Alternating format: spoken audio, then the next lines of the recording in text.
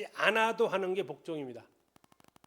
군사적인 용어는 작전을 군사들한테 설명하지 않아요.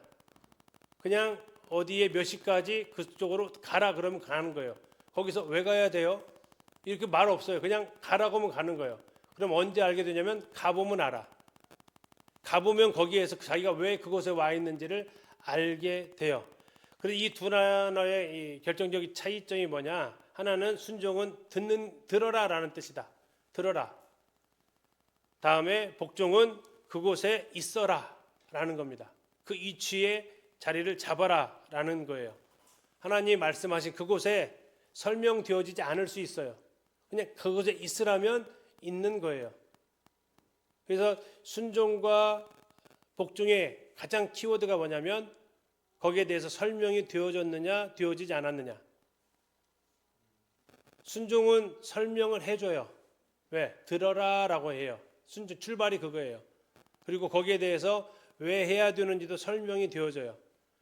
들어보고 안 할 거예요. 그건 아니에요. 그것은 행하긴 행하는데 설명을 이해가 되어지고 또 수용이 되어지면서 그렇기 때문에 자발적 순종이라고 표현이 되어지는데 왜? 이해가 되어졌으니까 하는 거예요. 그럼 이해가 안 되어졌으면 그 관계를 생각해서 해요. 그러나 복종은 설명되어지지 않습니다. 그리고 그냥 그 지시대로 그 위치에 있어라라는 거예요. 공통적인 본질은 교만을 거부합니다. 하고 안 하고가 아니에요. 이것은 두 단어 다 나의 의지를 내려놓고 더 높은 권위에 자기를 두는 겁니다. 아까 찬양 가운데에서 처음 찬양할 때 깨뜨린다라는 표현이 있는데 자아가 깨어지지 않으면 순종과 복종 두 가지 다 불가능합니다. 그래서 예수님께서 바로 이 순종과 복종의 모델이시죠.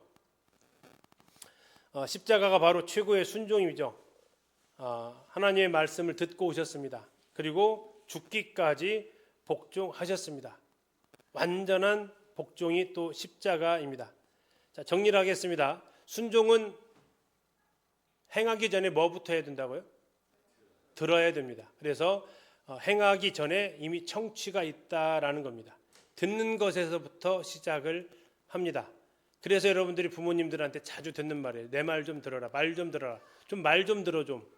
그건 내 말을 들어달라는 얘기가 아니고 내가 말한 대로 뭐 하라? 행동으로 옮겨달라라는 요구죠. 그래서 그분의 마음을 향해서 귀를 여는 것, 이것이 순종의 첫걸음이다라는 겁니다. 이게 순종의 첫걸음. 하나님의 말씀을 듣는 것. 비전이 아까 말씀드렸습니다. 그분의 음성, 부르시는 음성을 듣고 그분이 나에게 말씀하시는 그 보내심에 순종하는 것. 그래서 여기다가 지금 순종이라는 단어를 넣은 거죠. 앞에 두 단어가 선행되어져야 됩니다. 부르심과 보내심. 거기에 대해서 순종하는 겁니다. 자, 복종은 왜 하느냐? 안전하기 때문에 합니다. 군대에서 그 자리에 가 있으라고 하는 것은 죽이려고 보내는 게 아닙니다. 그게 가장 안전하기 때문에 그렇습니다. 그러나 일반적으로 복종은 억압한다라고 느껴집니다. 목적이 억압이 아닙니다. 살리려고 하는 겁니다. 군대가 대열을 이탈하면 그게 가장 위험하듯이 성도가 하나님의 말씀에 이탈할 때 가장 위험하기 때문에 하라라고 명령하시는 겁니다. 미국의 한 아이가 아버지하고 이렇게 놀고 있었습니다. 공놀이를 하고 놀고 있었어요. 자, 이 아이는 나무 밑에서 공을 차고 있고 아버지는 그 반대편 잔디밭에서 공을 차고 있었습니다. 자, 그때 아버지가 아들하고 공놀이 하는데 아들 뒤에 있었던 나무 위에 뱀 한 마리가 나타나게 됩니다. 자, 그때 아버지는 늑달같이 아들을 향해서 엎드려 합니다. 이때 아이의 선택은 순종이냐 복종이냐예요. 왜요? 물어보는 순간 그 아이는 지금 순종하겠다라는 얘기예요. 그건 설명하게 되면 어떻게 될까요? 왜요? 물어봐서 네 머리 위에 뱀이 있어 그럼 아이 어떻게 될 것 같아요? 더 안전할 것 같아요? 아니, 그거는 아이는 더 두려움에 떨어요. 일단 엎드려. 설명 안 해요, 아버지가. 그리고 그 상황은 이제 아버지가 해결을 하는 거죠. 순종이 늘 우리에게 설명해 줄 것을 하나님한테 요구하지는 마세요. 때로 하나님이 안 해주는 것이 가장 안전하고 느낄 때는 거기에 대해서 복종을 요구하실 수 있어요. 그리고 우리는 그 자리에 있는 게 가장 안전합니다. 그래서 우리가 해야 할 것이 뭐냐? 순종, 하나님과의 관계입니다. 그래서 사랑으로 들으셔야 됩니다. 하나님이 들어라라고 얘기하세요. 들어라라는 것은 귀 기울여라가 아닙니다. 들은 대로 해라라는 거예요. 왜? 그게 가장 우리에게 유익하기 때문에. 그러나 때로는 그분의 권위 아래 우리는 복종해야 될 때가 있다라는 겁니다. 그래서 우리가 여러분들이 이 첫 번째 소명과 사명에 대해서 했을 때 순종과 지금 헌신했지만 순종과 복종이 일차시예요. 오늘 첫 번째 중요한 거. 때로는 여러분이 설명되어질 수도 있지만 설명되어지지 않은 명령도 여러분들이 비전을 가지고 살아가게 될 때 반드시 일어나게 됩니다. 평소에는 여러분들이 하나님과의 관계 속에서 그 음성을 들으면서 순종하셔야 돼요. 순종한다, 먼저 듣는 거다. 듣는 것은 그분 앞에 하나님 말씀으로 나아가는 거고 기도로 나아가는 거예요. 그거 하지 않으면서 순종한다, 그 거짓말이에요. 왜? 순종은 듣는 거다. 그러나 때로 하나님은 뭐 하신다고요? 복종을 요구하세요. 왜요? 그게 여러분에게 가장 안전하기 때문에 그 질서 아래 여러분들을 두라고 얘기하십니다. 두 가지 다 선택의 권한이 있는 건 아닙니다. 둘 다 하는 겁니다. 그 말씀하신 분, 그분의 권위 아래 두는 거예요. 자, 거기에서부터 이제 순종과 복종의 훈련이 시작이 되어지는 거고, 결국 여러분들이 순종의 훈련은 미션을 주고 비전을 주고 순종이 아니라 매일의 삶에서부터 순종의 훈련이 필요하다. 그래서 여러분들이 매일의 음성을 하나님께로부터 듣는 것이 순종의 첫걸음이다라는 것을 기억해 주시기 바랍니다. 비전을 가지고 살아간다고 맨날 이벤트 있는 거 아닙니다. 평소의 삶 속에서 하나님 음성을 듣고 그 말씀에 순종한 훈련을 살아가셔야 돼요. 그래서 여러분 처음 말씀드릴 때 주님 말씀하셨는데 그것에 대해서 자꾸 외면하기 시작하면 여러분은 고립됩니다. 고립된다라는 것은 아무 소리도 안 들린다라는 거예요. 안 들리는 게 아니라 듣고 싶지 않을 수 있어요. 그러면 여러분들이 홀로 살아가는 듯한 느낌을 받아요. 두 번째, 하나님이 말씀하셨는데 그것이 없는데도 불구하고 혼자 하는 일들이 있어요. 그것을 계속해서 하다 보면 여러분들은 번아웃 될 수 있다. 그래서 첫 번째는 이제 하나님의 부르심에 대한 응답이 뭐냐? 자, 부르심에 응답하는 청년들이 뭐냐? 듣는 거다. 들어야 응답하지 않습니까? 그게 순종이다라는 거. 자, 이제 좀 구체적인 상황으로 좀 가보려고 합니다. 자, 나는 누구일까요? 힌트 드리도록 하겠습니다. 아버지는 91세에 나를 낳으셨습니다. 나를 낳은 어머니는 동생을 낳다가 돌아가시고 말았습니다. 나는 세 분의 어머니를 섬겨야 했습니다. 아버지는 엄마가 돌아가신 저를 그리고 제 동생을 무척이나 사랑해 주셨습니다. 그러나 그 사랑은 형들의 미움을 사기에 충분했고 형들의 미움은 아버지가 나를 사랑할수록 더 커져만 갔습니다. 형들의 잘못한 것이 있을 때 나는 아버지께 그것을 말했습니다. 형들은 그것을 고자질이라고 했습니다. 나는 정직하다고 생각했지만 그럴수록 형들의 미움은 더 커져만 갔습니다. 그때 이상한 꿈을 꾸기 시작했습니다.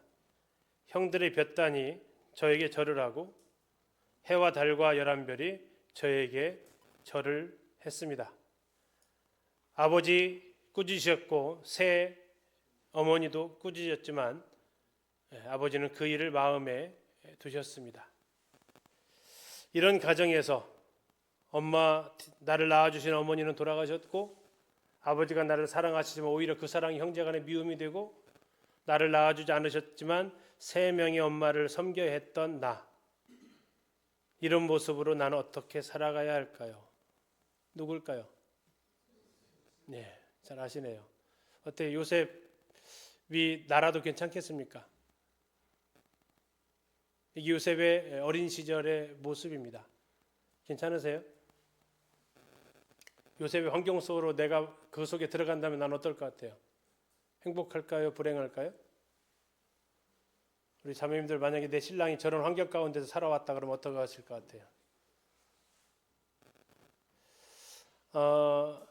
하나님은 누구한테 비전을 주시는가를 좀 생각을 좀 해보면서 요셉을 이번 시간에 좀 생각해 보려고 합니다. 요셉이 참 대단한 사람입니다. 아니, 하나님이 참 대단하신 분이에요. 왜 그러냐면 요셉이 완벽한 사람이 아니었다라는 겁니다. 앞에서 말씀드렸지만 아버지가 채색옷 입혀주고 아버지가 사랑해주는 거 그 요셉의 선택은 아니었잖아요. 어머니가 돌아가시고 새 어머니 밑에서 크는 것도 요셉의 선택은 아니었어요. 아까 읽어드린 것 중에 하나 요셉이 선택한 게 하나 있었네요. 뭘까요? 형의 허물을 덮어주지 않았다라는 겁니다. 이복 형들이죠, 다들. 이복 형들의 잘못이 있을 때 그는 그것을 덮어주는 사람이 아니었습니다. 오히려 그것을 아버지한테 다 일러바치는 사람이었습니다. 두 번째, 잘 아시는 대로 요셉은 형들에게 팔려가죠. 형들이 팔려갈 때 심부름을 갑니다. 심부름을 가는데 심부름 갈 때 입고 가는 옷이 참 철부지입니다. 뭐 입고 갔습니까? 저 옆에 보이는 좀 채색옷 입고 갑니다. 채색옷 형들이 좋아하는 옷입니까? 싫어하는 옷입니까? 아주 싫어하는 옷이에요. 근데 지금 누구한테 심부름을 가요? 형들한테 간다고요. 눈치가 너무 없어요. 없어도. 눈치가 없어도 너무 없어. 자랑하러 가는 것도 아니고 형들이 뻔히 싫어하는 거 알면서도 그 채색 옷을 입고 심부름을 가요. 눈치 빵단, 고자질쟁이, 그 요셉을 하나님이 변화시키고자 하셨다라는 겁니다. 그게 개인적인 특성이었다면 그의 가정적인 환경, 아버지의 편애, 근데 그 편애는 오히려 미움으로 다가오게 되고 그 형들의 미움, 그 어머니들의 차별, 그 속에서 그가 자라가게 됩니다. 그리고 아까 했던 대로 꿈도 꾸죠. 두 번에 걸쳐서 꿈을 꾸게 됩니다. 이 꿈은 요셉에게 있어서는 비전입니다. 왜? 그로부터 나오지 않았어요. 그를 향한 하나님의 계획이었습니다. 근데 이 순진한, 다른 말로 좀 안 좋게 말하면 철딱선이 없는 이 사람은 느헤미야 아까 읽어보셨죠? 2장 12절에 하나님이 예루살렘을 위하여 느헤미야의 마음이 주신 것을 어떻게 했대요? 뒤 안 읽었어요 아까? 혹시 뒷구절에 뭐라고 나왔는지 기억나세요? 아무에게도 말하지 않았다고 얘기해요.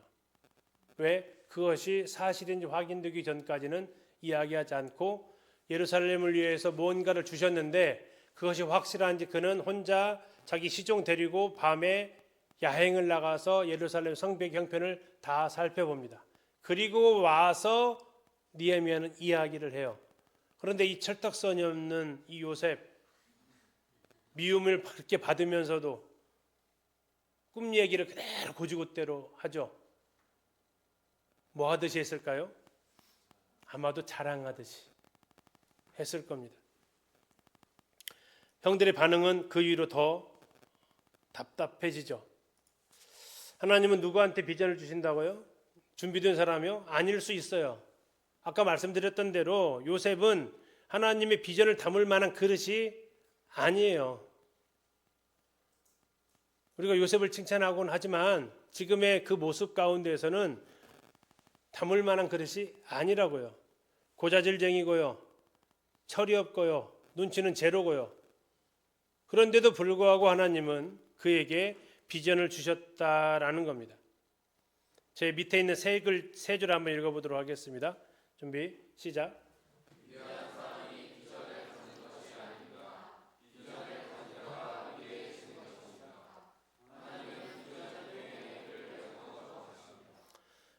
하나님이 나에게도 비전을 주실 수 있을까요? 대답이 없는 이유는 1번 너무나도 당연한 것을 물어봐서, 2번 아직도 고민 중이어서. 하나님이 나에게도 비전을 주실까요? 확실합니까? 주십니다. 우리가 잘나서가 아니에요. 우리가 그것을 담을 만한 그릇이어서도 아니에요. 아니, 하나님 그 비전을 주시고 그 그릇을 다듬어 가세요. 그 다듬어 가시는 모습을 이제 창세기 37장을 통해서 우리는 보게 된다라는 겁니다. 창세기 37장을 통해서 하나님께서 이 철없는 아이 요셉을, 이 고자질장이 요셉을 어떻게 다듬어 가시는가 하는 거죠. 첫 번째, 그에게 하나님께서 보셨던 성품, 그는 순종의 사람이었다라는 겁니다. 요셉이 꿈만 꾸는 몽상가였다면 그는 아마도 아버지, 제가 앞으로 이렇게 될 사람인데 저한테 그런 신분을 시키시다니요, 그건 가당치 않습니다 라고 했겠죠. 자, 야곱이 창세기 37장 한번 잠시 가셔서 그 장면을 같이 한번 보시고 살펴보도록 하겠습니다. 창세기 37장 한번 가서 보십시오.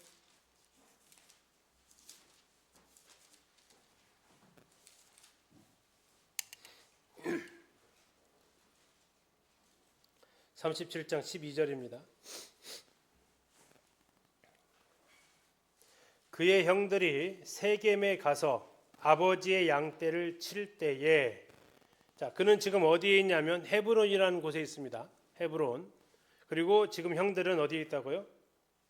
세겜에 있습니다. 나중에 이제 여러분들이 토의를 줄 텐데 같이 머리를 맞댈 시간이 있을 텐데 이 지명을 잘 기억하시기 바랍니다. 헤브론에 있을 때에 세겜으로 갔습니다. 양치고 있었습니다. 13절입니다. 이스라엘이 요셉에게 이르되 내 형들이 세겜에서 양을 치지 아니하느냐, 너를 그들에게로 보내리라. 요셉이 아버지에게 대답하되, 읽어보실까요? 시작. 내가 그리하겠나이다. 내가 그리하겠나이다. 자, 뭐라고 요셉에게 명령을 합니까? 너를 그들에게로 보내리라. 그들이 누굽니까? 형들에게로 보내겠다라고 합니다. 자, 야곱이 몰랐을까요? 형들이 요셉을 미워하는 거 알았겠죠. 그럼에도 불구하고 야곱은 요셉에게 명을 내립니다. 베냐민을 보낼 수는 없었던 것 같습니다. 그래도 하나 남은 아들한테 그 명령을 보냅니다. 부모님의 명령입니다.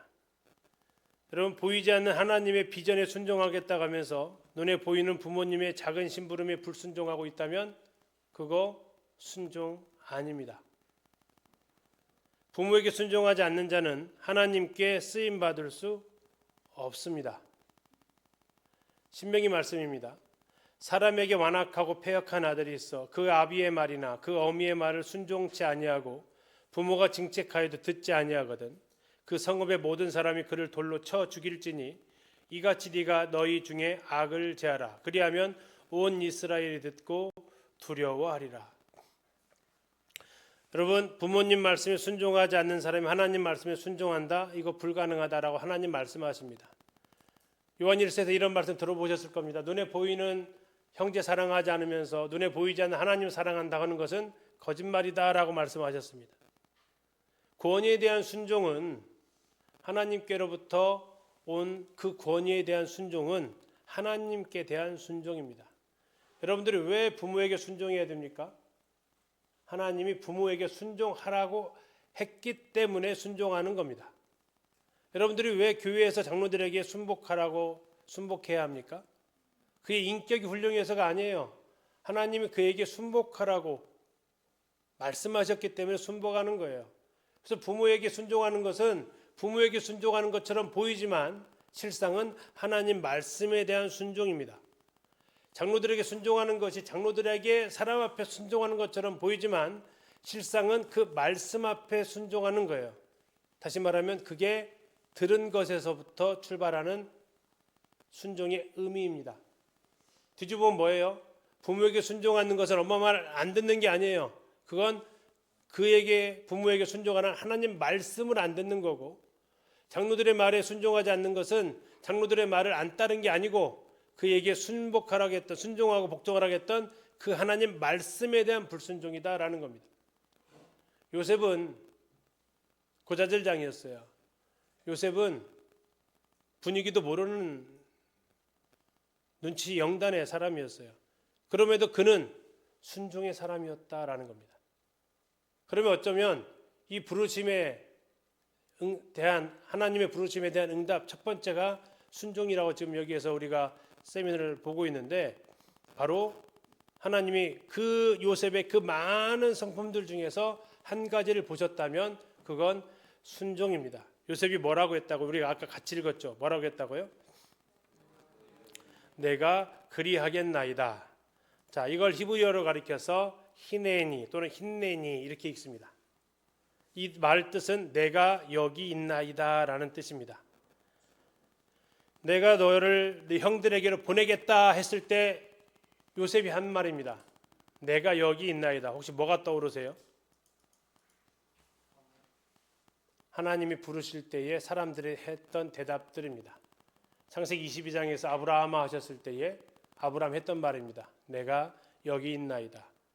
히브리 찾아보면 힌네니입니다. 모세야 모세야 떨기나무 아래 부르셨을 때 내가 여기 있나이다 라고 얘기합니다. 힌네니입니다. 사무엘아 사무엘아 부르실 때도 사무엘도 똑같이 대답합니다.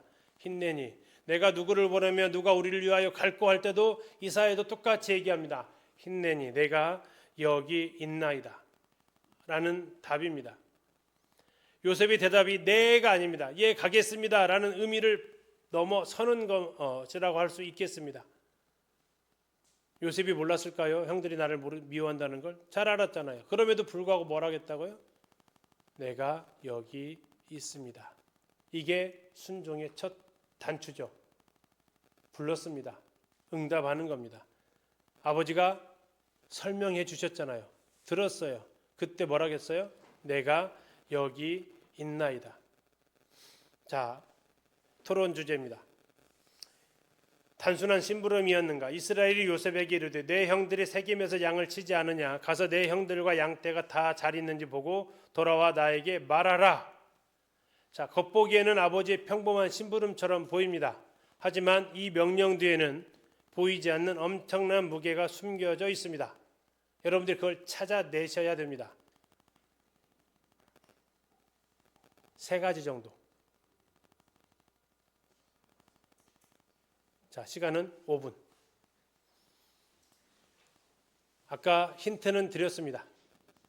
답도 하나는 알려드렸습니다. 이해가셨죠? 자, 한번 찾아보십시오. 시간 5분 드리겠습니다. 자, 서로 상의하시라고요. 혼자 생각을 하는 시간이 아니고 서로 상의하시라고요. 뭐 물론 혼자 좀 찾아보시고 상의하셔도 돼요. 여러분들이 평소에 성경 지식을 다 동원하셔도 되고, 아까 제가 두 지역을 기억하시라고 말씀드렸어요. 헤브론은 안 나와 있어서 헤브론은 기억하시라고 말씀드렸어요.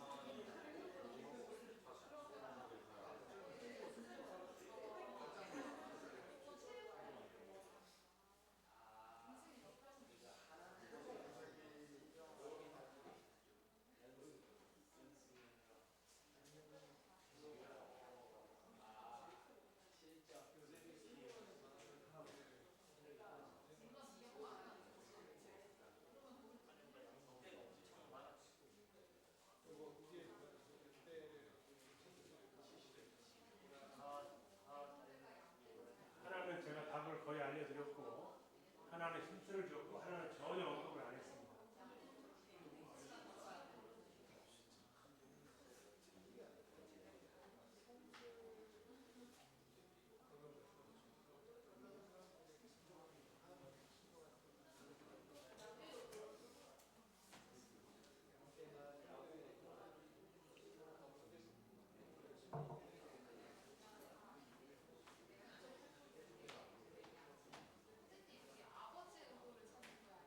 요셉에게서 어떤 것이 어려웠을까? 요셉이 이것을 순종하기 위해서 어떤 어려움이 있었을까?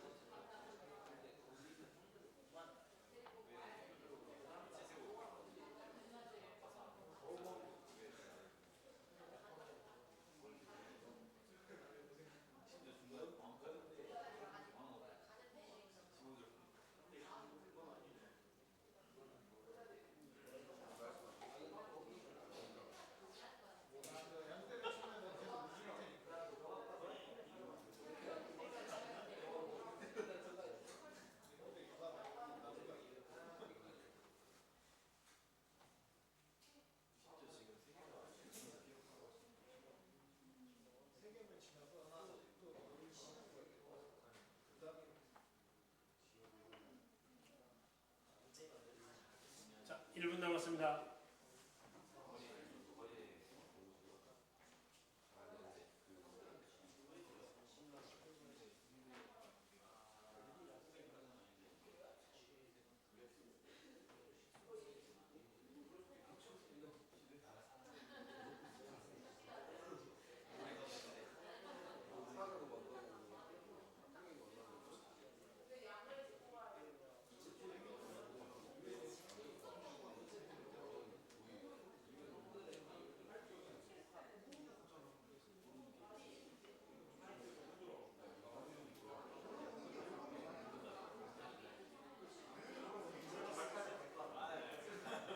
이 20초 전.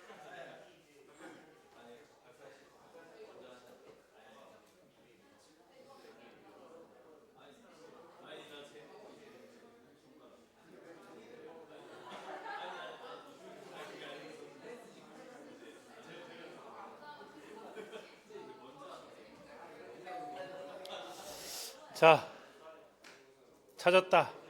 말씀해 오실 분. 찾으신 분. 예. 예, 세 가지. 첫 번째. 예.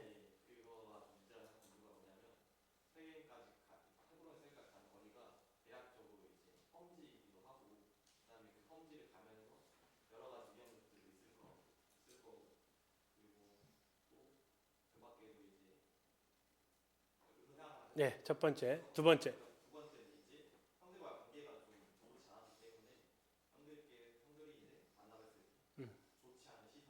예. 예. 좋습니다. 예, 이제 마지막 하나.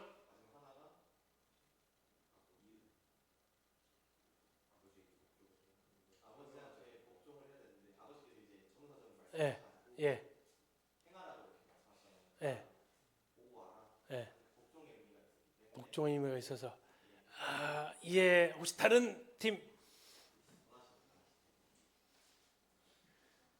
다른 팀? 예. 좋습니다. 앞에 두 가지는 똑같은데 예. 뒤에가 이제 요셉이 세겜까지 갔을 때 형들을 만나지 못합니다. 예. 도단까지 또 가야 돼요. 음. 그래서 더 먼 거. 아, 그 더 먼 거. 예. 혹시 또?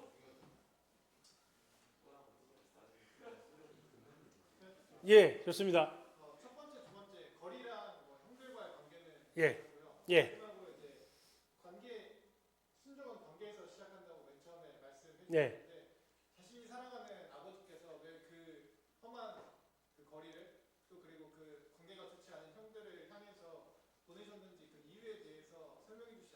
그거에 대한 어려움이 마음의 어려움이 있지 않았을까? 예.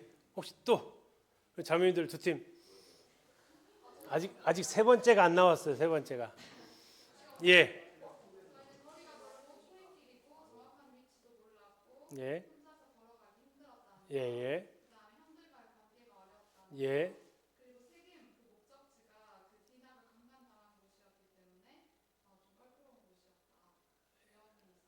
예, 감사합니다. 여기 주장이 나오세요.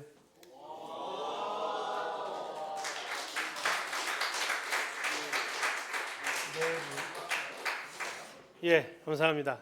오, 대단하십니다. 자, 첫 번째는 지리적 어려움이죠. 지리적 어려움. 대략 90km 정도의 고단한 여정길. 사람이 혼자 걸어갈 수 있는 길을 한 30km 잡으면 3박 4일 정도 걸쳐서 갈 수 있는 길. 갈 때 보니까 같이 갈 사람이 없었습니다. 혼자 갔습니다. 그렇죠? 종들을 데려간 것도 아니에요. 종 데려갔으면 뭐 요셉한테 그렇게 행패 부린 거 다 탄로났겠지만 혼자 갔습니다. 혼자 이 길을 간다라는 거. 다음에 아까 지형적인 어려움이 있지만 산길입니다. 예, 그러면 역시 여러 신변의 위험도 있었을 겁니다. 들짐승 위험, 자야만 했습니다. 거의 노숙했을 겁니다. 자, 이러한 것들이 쉽게 얘기해서 이걸 이제 우리식으로 바꿔되면 해야 될 사역의 난이도 중에서도 이것은 상당히 고난이도, 어려운 일들이 나한테 주어집니다. 교회에서 나에게 맡겨진 일들이 쉬운 일이 아니라 어려운 일들이 나에게 주어질 때 우리는 순종하는 일에 있어서 약간 마음에 부담을 느끼기 시작을 합니다. 두 번째는 환영받지 못하는 사람들에게 나아가는 거죠. 아무리 힘든 길이라도 내가 사랑하는 사람이 있고 나를 기다려주는 사람이 있다면 참고 갈 만합니다. 그러나 그곳은 나를 향해서 온갖 미움을 발산하는 형들이 기다리고 있는 곳, 1대1로 마주 서야 되는 것이 아니라 1대4로 마주 서야 했던 곳, 그곳은 안타깝게도 내가 평소 고자질을 했던 그 대상과 아버지 없이 만나야 하는 곳, 거절의 불안 또는 거기에서 따돌림의 상처가 있을 수 있는 곳, 우리의 상황으로 하게 되면 사람들로부터 환영받지 못하는 일이 나한테 주어질 수 있어요. 꺼리는 일들이 나한테 주어질 수 있어요. 비전이 그럴 수 있다고요. 하나님이 나한테 비전을 주실 때 환영받는 일, 박수받는 일이 아닐 수 있다고요. 그럼에도 그 길에 대해서 하나님이 가라고 하신다고요. 쉽지 않은 길이다라는 겁니다. 여러분, 누구도 홀로 가고 힘든 길 가는데 그 길 끝에 박수가 있는 게 아니라 비난이 있고 그 길 끝에 격려가 있는 게 아니라 나를 향해서 저주가 있다면 그 길을 여러분들이 가고 싶을까요? 힘들게 했는데, 잠 안 자고 했는데 칭찬은 듣지 못할 망정 왜 요따위로 했냐고, 이렇게 하면 초등학생도 이렇게는 낫겠다고, 혹시 그런 비난을 만약에 내가 받았다면 그거 2번 다시 내가 하고 싶을까요? 주일학교 신방을 가라가는데 나랑 친한 애가 아니라 얼마 전까지만 해도 나한테 대놓고 욕했던 아이를 신방하라고 하면 내가 그 집 찾아가는 것이 그렇게 흔쾌할까요? 그런 곳에 하나님이 나를 부르실 때 내가 순종할 수 있냐 하는 거예요. 세 번째는, 세겜은 얼마 전까지만 해도 살육이 있었던 땅입니다. 창세기 34장이 그 사건이 나와 있죠. 디나의 강간 사건으로 인해서 시몬과 레위가 할례받게 하고 그 사람들을 갖다가 살육하는 참 처참한, 그래서 거의 야반도주 해가지고 숫곳으로 베델로 올라가야만 했던 그 현장입니다. 형들은 그래도 여러 명이 같이 갔으니까. 그런데 요셉이 만약에 자기를 알아보는 사람이 있다면 그것은 거의 이제 죽음을 각오해야만 갈 수 있는 이걸 오늘날 우리의 사역으로 본다면 위험한 일들이 우리에게 주어질 수 있습니다. 위험한 일들. 때로는 재정적인 어려움이 있을 수도 있고요. 때로는 신변의 안전에 위험이 될 수도 있는 일들도 있을 수 있습니다. 세 가지의 위험이 도사리고 있는 곳, 난이도가 상당히 높고 성취해도 나를 환영해 주거나 박수 쳐주지 않을 가능성이 많고 그 가운데 나에게 막대한 손실을 끼칠 수 있는 일인데 하나님이 나한테 내가 너를 그곳에 보낼 거야. 그때 우리의 대답이 힘내니 내가 그리하겠나이다. 순종. 설명되어진 명령. 그 앞에 나는 순종할 수 있는가? 우리는 왜 저예요? 무서워요. 어려워요. 못해요. 얼마든지 거기에 대해서 토를 달 수 있을 겁니다. 아니 어쩌면 토를 달고 살았을지도 모릅니다. 그러나 요셉이 했던 그 모습은 하나님의 마음을 흡족하게 했습니다. 그래 비록 고자질장이고 비록 철딱선이 없고 분위기 파악 못하고 그럼에도 하나님께서 그 요셉의 삶 속에서 그 순종의 모습을 보십니다. 그리고 그를 통해서 하나님께서 비전을 세우시고 아니 비전을 주시고 나서 이러한 순종의 모습으로 요셉을 변화시켜 가시는 거죠. 여러분 생각해 볼까요? 여러분의 세겜은 어디입니까? 지금 하나님께서 가라고 하시지만 내가 두려움과 계산 때문에 주저하고 있는 것, 피하고 싶은 관계, 부담스러운 사역, 이것은 불합리합니다라고 핑계대면서 멈추고 싶은 곳, 가기 싫은 곳, 안 했으면 하는 거, 이거 뭡니까? 여러분의 세겜, 하나님께서 여러분을 그곳에 보내시고 그 일을 부르시게 할 때 나는 순종의 모습으로 힘내니 내가 그리하겠나이다. 내가 여기 있습니다. 라고 하나님 말씀하실 때 순종, 듣는 것. 여러분들이 부르심에 대한 첫 번째 태도입니다. 두 번째, 아까 우리 형제님 얘기했어요. 세겜에 도착을 했습니다. 형들을 찾아봐도 형들이 보여요, 안 보여요? 없습니다. 정말 큰맘 먹고 왔어요. 내 안위 걱정하지 않고 왔어요. 뭐 죽을 고비를 넘길 수도 있어요. 그러나 없어요. 그런 이제 선택을 해야만 합니다. 무슨 선택이 그에게 기다리고 있을까요? 할 만큼 했다. 할 만큼 했다. 또 하나의 선택은 할 일은 못했다. 여러분의 선택은? 자, 이 두 가지 선택이에요. 저도 사역을 해보니까 그래요. 나 할 만큼 했어요. 하고 돌아가느냐? 아니, 완성을 못했다. 사역에. 온 목적이 뭐예요? 형들 안위를 보러 왔잖아요. 세겜에 있는 형들 안위를 보러 왔어요. 근데 세겜에 왔더니 없어요. 뒤에 상세 37장 보면 요셉이 샅샅이 찾아다녀요. 세겜을. 주변 사람들이 뭘 찾아 도대체 물을 정도로 찾아요. 잘했어요. 열심히 했어요. 물어보잖아요. 도대체 뭘 그렇게 찾냐. 우리 형들 보지 않았습니까? 이러이러한 사람들입니다. 그 사람들 도단으로 갔다 라고 얘기까지 해주잖아요.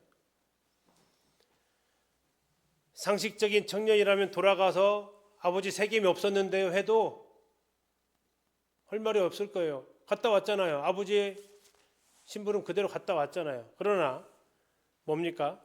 우리가 여기서 아까 다시 한번 얘기합니다. 할 만큼 했다라는 유혹이 있습니다. 그러나 요셉은 할 일은 못했습니다. 요셉이 할 일이 뭐예요? 형들의 안부를 전혀 보고할 수 없었습니다. 본 적은 없으니까. 우리가 어떤 일을 했습니다. 그리고 나는 이렇게 스스로 유효합니다. 내 할 일을 다 했어. 내 할 일 다 했어. 솔직히 말하면 나 할 만큼 했어. 그러나 그 일의 목적을 과연 달성했느냐라는 거죠. 아버지가 했던 것은 1번, 둘 중에 골라보세요. 1번 세겜 갔다 와라. 2번 형들 만나고 와라. 몇 번이에요? 1번이라고 생각하시는 분? 없죠. 다 2번이죠. 세겜을 보낸 이유가 뭐예요? 형들 만나러 세겜을 가라고 한 거지 세겜에 가는 게 목적이 아니었잖아요. 세겜은 형들이 있는 곳이기 때문에 세겜이지 그의 목적지는 세겜이 아니라 아버지의 마음 뭐예요? 그의 목적지는 형들이 있는 곳이에요. 요셉은 그걸 알았다고요. 세겜의 목적지가 아니구나 아버지의 마음이. 아버지의 마음은 세겜이 아니라 형들이 있는 곳이 내가 갈 곳이구나 이것을 그가 알았단 말이에요. 그래서 그는 거기에서 20km 더 떨어진 도단까지 가게 됩니다. 다시 얘기하지만 환영받지 못하는 일입니다. 가도. 두 번째 다시 말씀드리지만 20km라는 그 길은 그가 가본 적도 없는 길일 뿐만 아니라 안전이 담보되지 않은 혼자 가야 하는 그 길이에요. 그러나 그는 그 길을 갔다라는 거죠. 제가 표현을 이렇게 해봤는데요. 그는 명령의 문자가 아니라 아버지의 마음을 좇았기 때문이다. 입니다. 세겜이 목적지가 아니고 형들이 있는 곳이 목적지였다라는 겁니다. 비전의 두 번째 사람의 증거는 그래서 충성됨이라 할 수 있겠습니다. 맡겨진 일을 끝까지 완수하는 겁니다. 할 만큼 했습니다가 아닙니다. 아버지의 마음을 흡족하게 하는 것, 보내신 분을 기쁘시게 하는 것. 제가 이제 하나 예를 든 것을 좀 써봤는데요. 콩나물 심부름을 갔어요. 여러분 가게 문이 닫혔네요. 어떻게 하실래요? 요즘은 전화하죠. 그죠? 어머니 콩나물 없는데요. 예전에는 전화기 없을 때는 어떻게 할까요? 제가 했던 거거든요.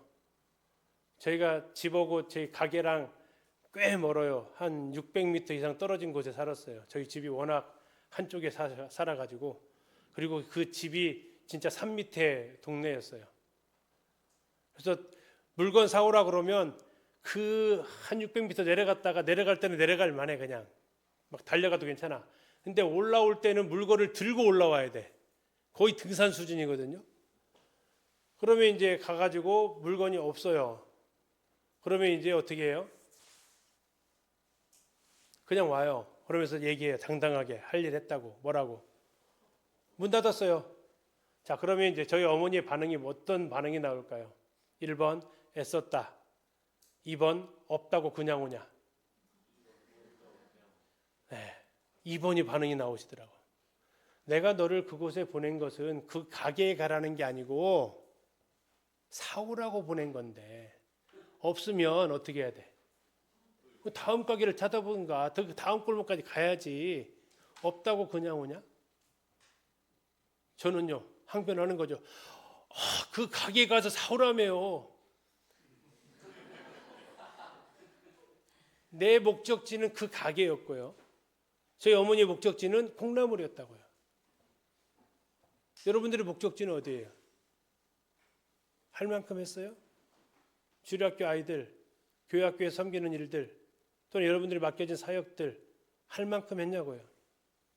이만큼만 안 하면서요. 예를 들어서 뭐 쉽게 주일을 말씀 전하라면서요. 그래서 전했잖아요. 말씀 전하는 게 아니, 그게 하라는 게 목적이 아니잖아요. 그걸 통해서 하나님의 뜻을 전달하는 게 목적인데 성도들을 다 재웠으면요. 그러면서도 저는 하라는 거 했는데 그러면 안 되잖아요. 우리에게 주어진 사명이 뭐냐라는 것을 분명히 인식해야 돼요. 요셉은요, 다시요. 요셉은 아버지의 마음이 어디에 있었다고요? 세겜에 있지 않았습니다. 어디에 있었어요? 형들 있는 곳에 있었어요. 그래야 형들 있는 곳을 봐야 그는 사명을 이룬 거예요. 할 만큼 했습니다. 그게 변명의 이유가 되지 않는다 하는 겁니다. 그래서 순종은 아래에서 듣다라고 했잖아요. 아래에서 듣다. 단순한 눈에 보기에 할 만큼 했어요. 저 하라는 대로 했어요. 이게 단순한 복종이 아니고 그 아버지의 말씀할 그 마음을 헤아릴 수 있는 거다라는 겁니다. 밑에 글씨 잠깐 볼게요. 진정한 순종은 단순히 말을 듣는 것이 아니라 아래에서 귀를 기울여 듣는 것입니다. 시켜서 억지로 하는 복종이 아니라 아버지의 마음을 시원케 하기 위한 자발적인 더 감입니다. 도단으로 향하는 발걸음이 바로 진짜 순종의 완성입니다. 여러분, 여러분의 도단은 어디입니까? 여러분의 도단은 무엇입니까? 이 정도 하면 하나님 됐죠? 하나님 저 이 정도 하면 충분히 했잖아요. 여기서 더 뭐 하라고요? 혹시 그렇게 하나님 앞에서 불평을 해본 적은 없으십니까? 다른 사람은 이것도 안 하잖아요. 그래도 저는 이만큼은 했잖아요. 하면서 하나님 앞에 혹시 투덜대고 있지는 않습니까? 여러분들에게 이제 개인적인 시간을 다시 한번 드리기 원합니다. 아버지의 마음을 시원케 하는 자, 순종입니다. 계산된 순종 아닙니다. 한 만큼 하라는 대로 냈잖아요가 아닙니다. 아버지의 마음이 어디 있는지 살펴서 그것을 세겜이 도착지가 아니라 도단까지 가는 것에 진정한 순종입니다. 두 가지 중에서 하나를 여러분들이 택해서 나누시면 좋겠습니다. 하나, 나의 세겜은 어디인가? 아까 말씀드렸습니다. 내가 주저하고 있는 사역, 섬김, 하고 싶지 않은 거, 피하고 싶은 거, 부담스러운 관계. 근데 하나님 계속 부담을 주세요. 만나봐라. 그래도 해야 되지 않겠냐고 하나님께서 그거 주시는데 여러 가지 계산기 두드리면서 내가 아직도 하지 않고 있는 일이 뭐가 있을까? 아니, 했어. 정말 용기 내서 했어. 근데 결과는 별로 안 좋아. 근데 하나님한테 말해. 그도 했어요, 저. 그도 어렵게 용기 내서 했어요. 이 정도면 됐지 않아요? 하면서 하는 것은 혹시 무엇이 있을까? 나의 세겜은 어디이고 나의 도단은 무엇인가? 잠시 한번 생각해 보시면 좋겠습니다. 자, 그리고 다 생각을 하셨으면 제가 오픈 채팅방을 하나를 만들었는데요. 거기에 오셔서 글을 남겨주시면 감사하겠습니다. 그 QR 코드 찍으시면 들어올 수 있습니다. QR 코드 찍으시고요. 본인 실명 아니어도 괜찮습니다. 익명으로 가능합니다. 거기에 오셔서 하길이라고 써 있을 겁니다. 자, 둘 중에 하나 선택을 하셔서 나의 세겜은 어디인가? 나의 도단은 무엇인가에 대해서 답을 써주시면 감사하겠습니다. 쓰시고 쉬는 시간, 쓰신 분이 쉬는 시간 하시면 되겠습니다.